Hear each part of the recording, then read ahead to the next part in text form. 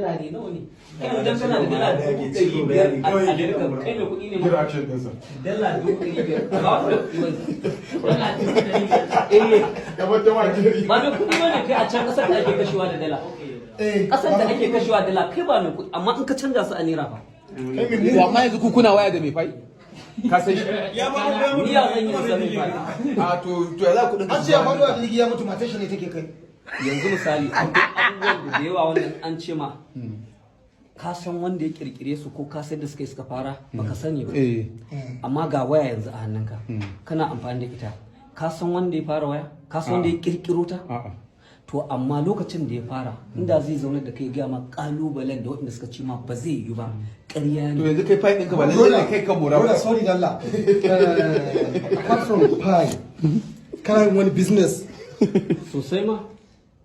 okay na kira ina business sosai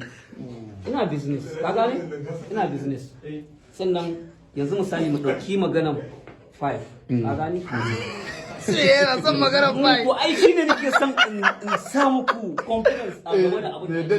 ka gane ko mu dauki maganar fayin mu rike saboda ku samu wayewa akai yanzu kamun a ce ya kamata a bude ma wale ka mai da shi wani abu ne mai daraja a dokance ne zinari in ka je ka kwakula